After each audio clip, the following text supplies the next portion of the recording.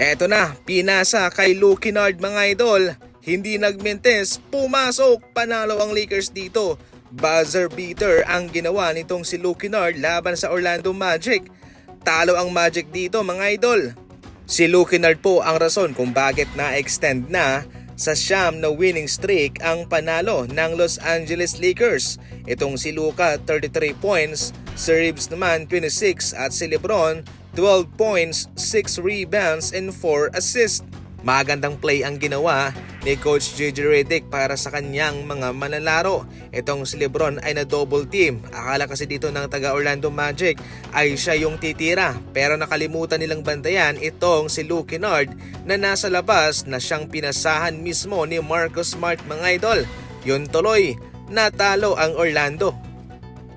Namatay ang koneksyon ng kameraman mga idol sa rambulang ito sa pagitan ng Wizards at ng OKC Thunder.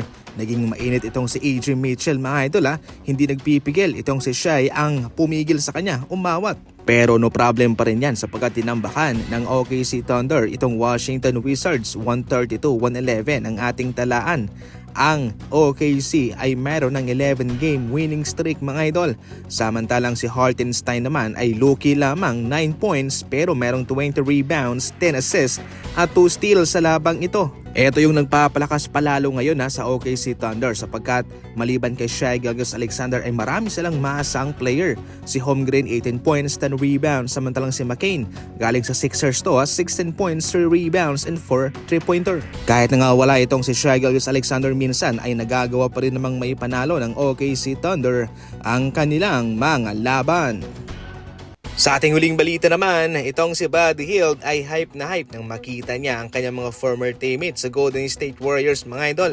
Kasalukuyang naglalaban sa ngayon ng Warriors at ang Atlanta Hawks. At eto si Buddy Hield bilang naging parte siya ng Kuminga trade papuntang Hawks.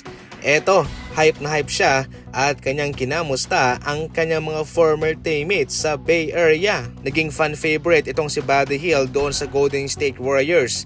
Sa kanilang samahan, syempre ni Jimmy Butler, sa kanilang kulitan, ay marami po ang hindi nakakalimot doon.